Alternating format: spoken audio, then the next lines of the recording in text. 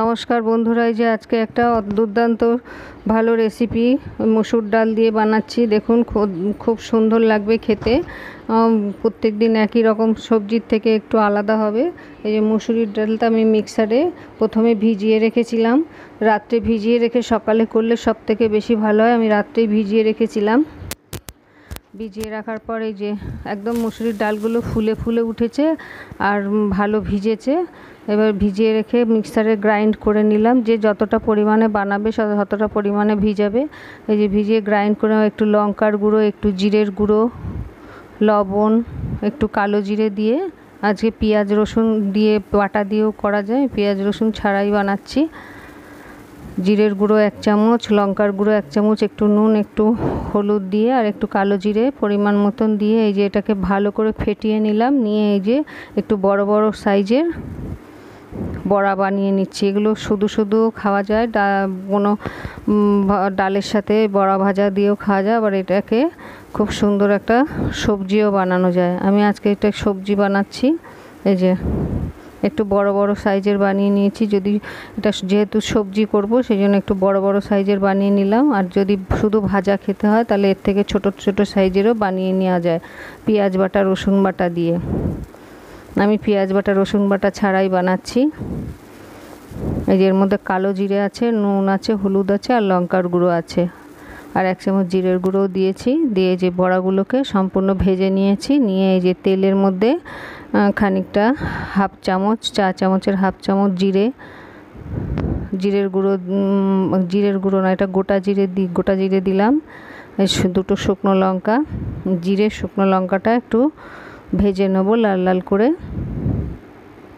এই তার মধ্যে দুটো তেজপাতা দিয়ে দিলাম। তেজপাতার গন্ধটা খুব সুন্দর বেরোয়। এইগুলোকে লাল লাল করে আগে ভেজে নেব।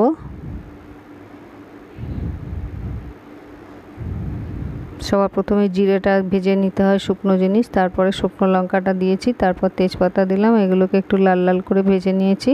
এবার আলু আর পেঁপে কেটে নিয়েছি সাইজ মতন। এই যে আলু আর পেঁপেটা দিলাম। এই আলু আর পেঁপেটা নুন হলুদ দিয়ে লাল লাল করে ভেজে নেব। এগুলোকে খুব ভালো করে ভেজে নেব।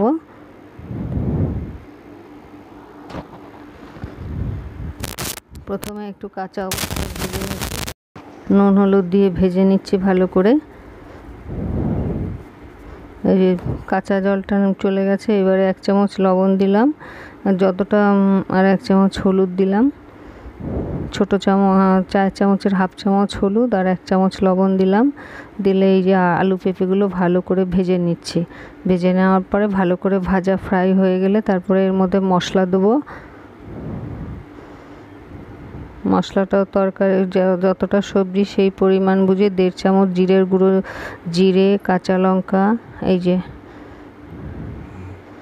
জিরে, ধনে আর কাঁচা লঙ্কা, এই তিনটে একসাথে মিক্সার গ্রাইন্ডারে গ্রাইন্ড করে নিয়েছি। আর এই যে 1 চামচ শুকনো লঙ্কার গুঁড়ো দিলাম। আর একটা বড় সাইজের টমেটো গ্রাইন্ড করে, এই যে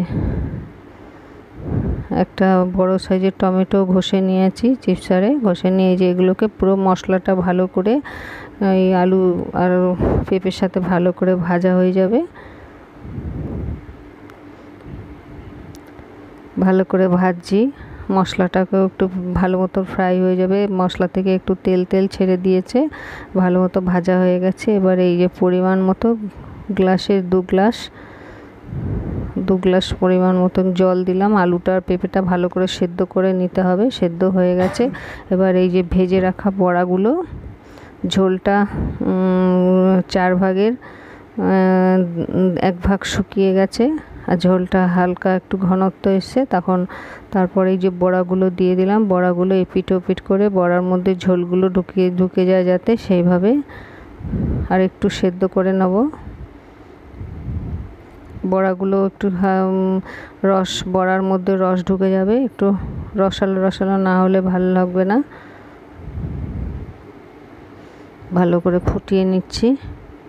আর একটুখানি আলু পেঁপেগুলো তো আগেই সেদ্ধ হয়ে গেছে। এই যে বড়ার মধ্যে রস ঢুকে যায়, বড়ার মধ্যে যে ঝোলটা, মশলার ঝোলটা ঢুকে যাচ্ছে। ঢুকে যাওয়ার পরে এবার একটু এর মধ্যে একটুখানি পরিমাণ মতন মিষ্টি আর গরম মশলা দেব, সেটা আর একটু পরে। এই যে ভালো মতন রসটা এপিটোপিট করে বড়াগুলোকে ঝোলের মধ্যে দিয়ে দিতে হবে। এর মধ্যে আলু পেঁপে দুটোই সেদ্ধ হয়ে গেছে, এই যে পেঁপেটা আলাদা হয়ে গেল, ভালো মতো সেদ্ধ হয়ে আর বড়ার মধ্যেও রস ঢুকে গেছে।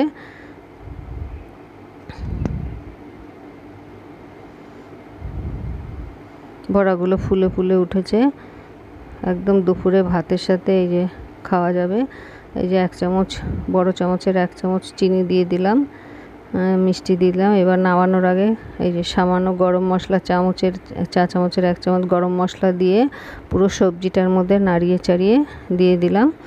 এইবার ঢাকা দিয়ে রাখতে হবে খাওয়ার আগে পরিবেশনে। যে রান্না হয়ে গেছে, গ্যাস অফ করে এবার ঢাকা দিয়ে রেখে দেবো। এই যে বন্ধুরা, এইভাবে অবশ্যই বানাবেন। দেখুন রঙটা, কালারটা কত সুন্দর এসছে। ভালো লাগলে অবশ্যই কমেন্ট বক্সে জানাবেন।